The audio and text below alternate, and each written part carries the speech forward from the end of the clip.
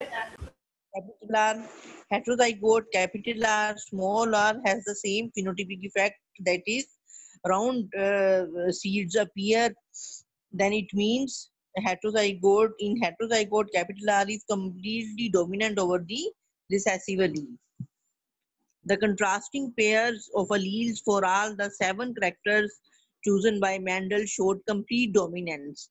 Contrasting pairs of alleles हैं जो 7 characters Mendel ने चूज किए थे, उन 7 characters को स्टडी किया, उनकी क्रॉसिंग की, एक्सपेरिमेंटेशन परफॉर्म की, तो वो उनमें उन 7 characters में अलील एक अलील completely dominant था.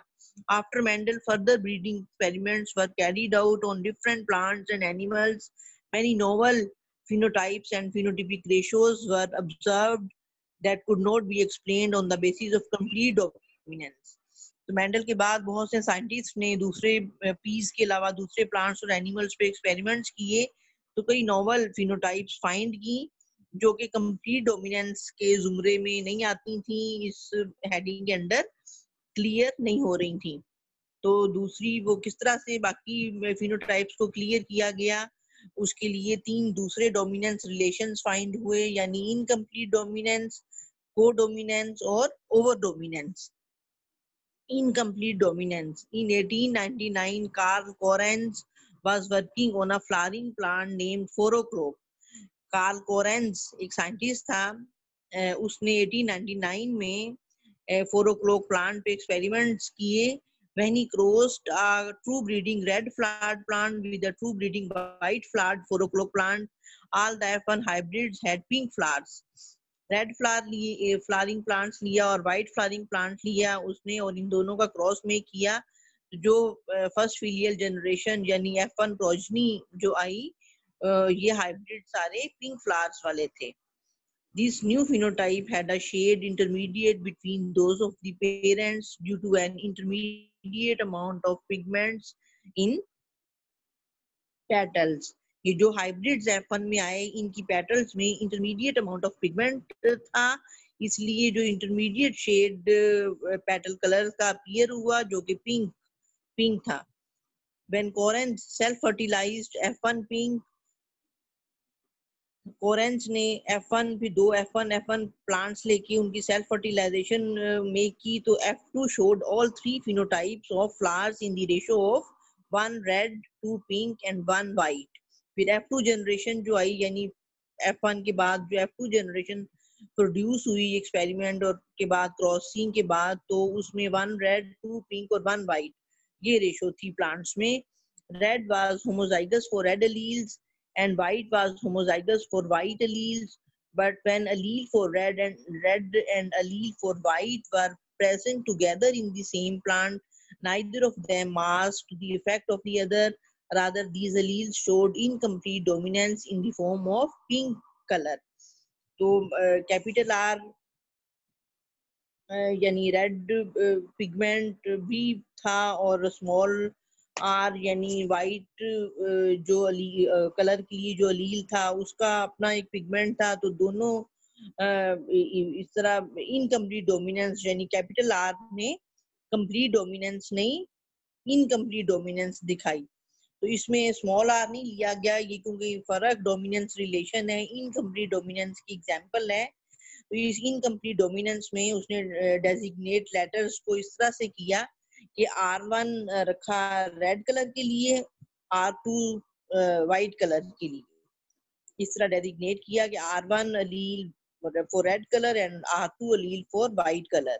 When the phenotype of heterozygote is intermediate between phenotypes of two homozygotes, it is called incomplete or partial dominance. इसे incomplete dominance भी कहते हैं और partial dominance भी कहते हैं, क्योंकि heterozygote जो है वो intermediate type की phenotype show कर रहा होता है, वो intermediate between the two homozygotes. As there is no truly dominant allele, the usual capital and small letter distinction for dominant and recessive trait is not necessary.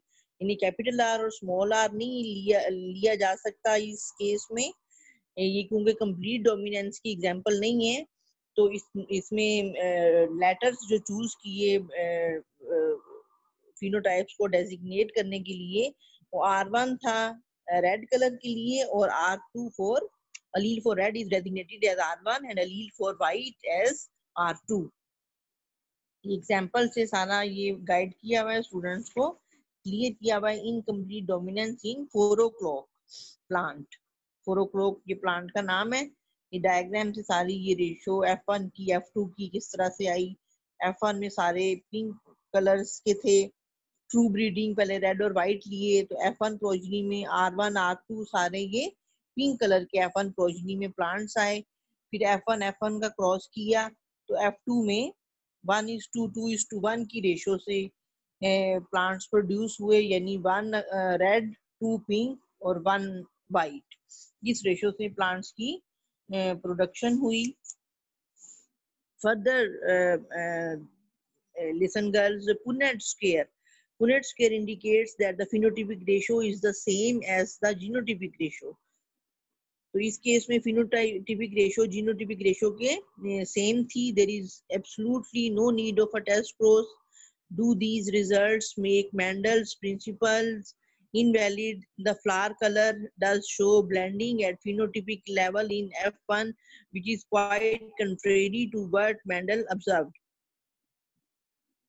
The flower color does show blending at phenotypic level in F1. The flower color does show blending at phenotypic level in F1. तो F1 में colors की blending हुई, तो फिर pink shade वाले plants produce हुए, which is quite contrary to what Mendel observed. But the reappearance of red and white flowers in F2 confirms that blending does not occur at genetic level.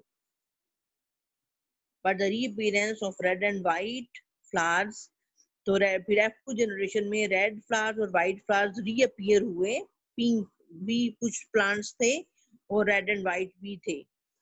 In F2 confirms that blending does not occur at genetic level. Codominance, third dominance relation girls आप देखें उसे कहते हैं codominance. The phenotype of heterozygote is distinct in quality from those of the two homozygotes. The phenotype of heterozygote is distinct in quality from those of the two homozygotes. Heterozygote की phenotype जो है वो quality wise distinct हो अगर दोनों homozygote से, तो ये इस तरह से होता है कोडोमिनेंस में कि हेट्रोजाइगोट की फिनोटाइप डिस्टिंक्ट होती है क्वालिटी में। It is not an intermediate quantitative expression. ये इनकम्प्लीट डोमिनेंस या पार्शियल डोमिनेंस की तरह इंटरमीडिएट क्वांटिटेटिव एक्सप्रेशन नहीं, बल्कि distinct in quality heterozygotes appear in case of codominance. Like incomplete dominance की तरह नहीं होता कि intermediate कोई quantitative expression हो, बल्कि distinct in quality heterozygotes appear in F1 generation. Each allele of the gene pair is associated with a different substance. दोनों alleles जो होते हैं उनकी अपनी different substance produce होती है। जैसे A1 allele है वो codominant है A2 के लिए, तो A1 allele प्रोड्यूस करता है सब्सटेंस X और A2 allele प्रोड्यूस करता है substance Y. Codominance occurs when both the alleles express independently in heterozygote A1 A2. Codominance occurs when both the alleles express independently in heterozygote A1 A2 and form their respective products X and Y.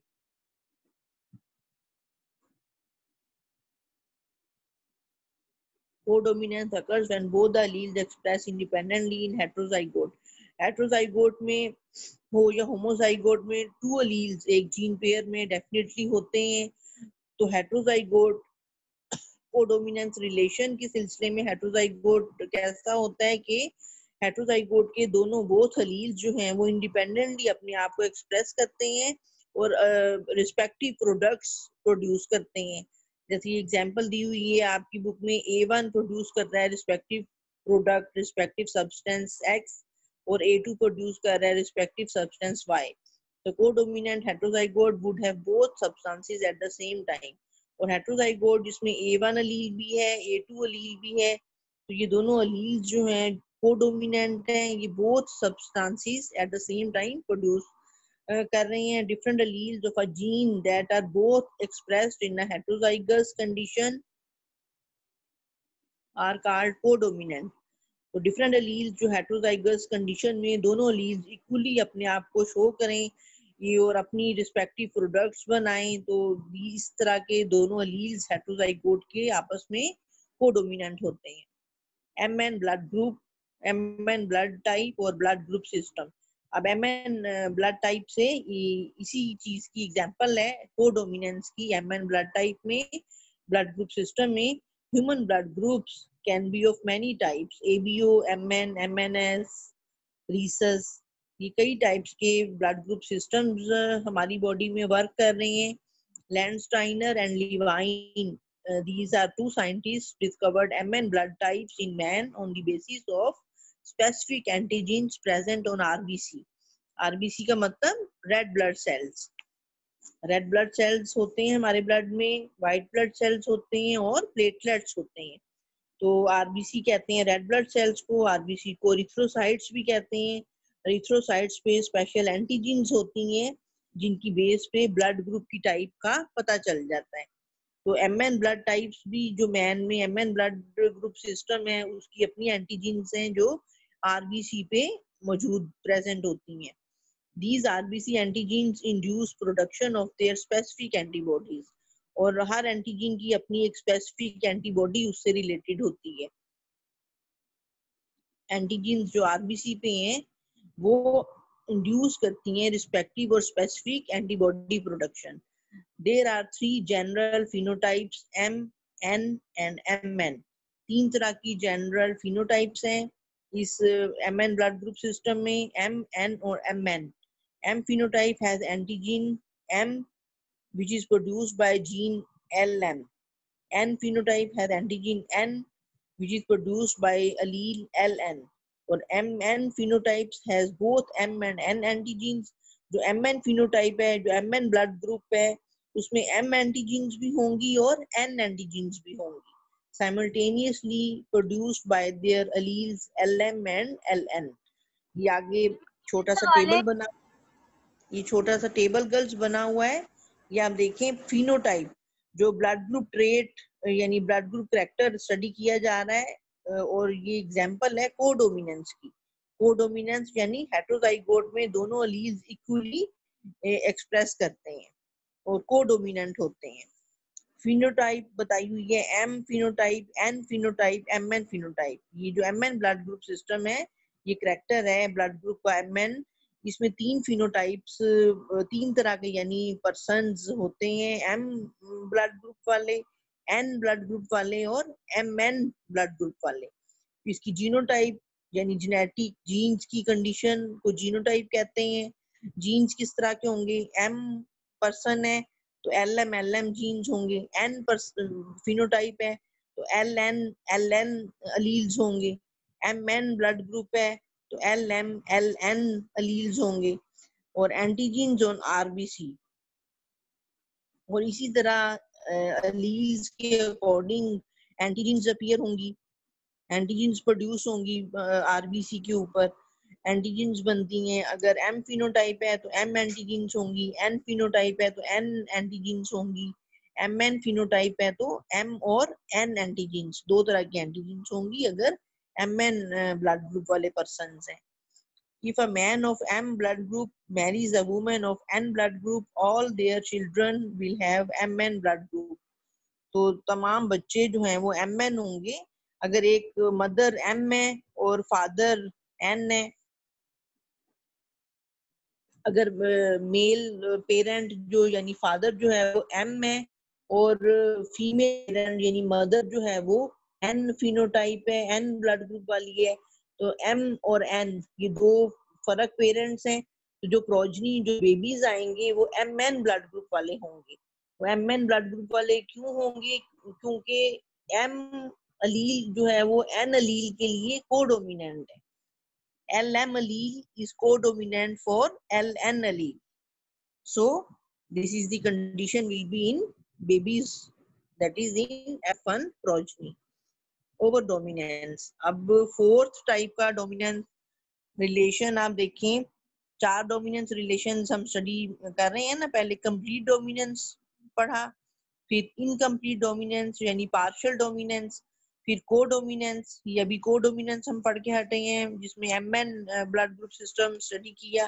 फिर fourth है over dominance. Over dominance में क्या होता है, this dominance relation is fascinating because the over dominant heterozygote exceeds in quantity the phenotypic expression of both the homozygotes. Dominance relation is fascinating because the over-dominant heterozygote exceeds in quantity the phenotypic expression of both the homozygotes. Over-dominance में ये होता है कि heterozygote में एक allele जो है वो phenotypic expression wise exceed कर जाता है over both the homozygotes. दोनों होमोजाइगोट से एक्सीड कर जाना इफेक्ट का, this is called over dominance. In fruit fly drosophila the heterozygote W plus and W has more quantity of fluorescent pigments in eyes than wild or white eye homozygotes. Wild यानी red eyes वाली flies wild है, उन्हें W plus से show किया, W plus और white, अच्छा और white आई flies, mutant white आई flies Drosophila में देखी गई। ड्रोसोफिला मिलानोगैस्टर किसे कहते हैं, फ्रूट फ्लाई को। ये साइंटिफिक नेम है ड्रोसोफिला मिलानोगैस्टर, ये साइंटिफिक नेम है या जोलॉजिकल नेम कह लें या बायोलॉजिकल नेम कह लें।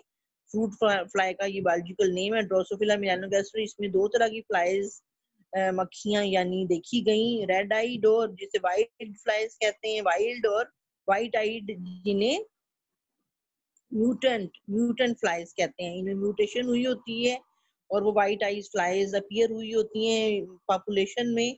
तो जो हेटेरोजाइगोट W प्लस और स्मॉल w देखे गए हेटेरोजाइगोट्स, तो उनमें these heterozygotes has more quantity of fluorescent pigments in eyes, so this is an example of over dominance. Okay, ये चारों तरह के डोमिनेंस रिलेशंस हमने पढ़ लिए, स्टडी कर लिए, या आप पढ़िएगा, याद कीजिएगा। अब मैं आपकी अटेंडेंस ले लूं, कल हम इंशाल्लाह पढ़ेंगे multiple alleles. Ma'am 355 present. Ma'am 66 present. 355 present.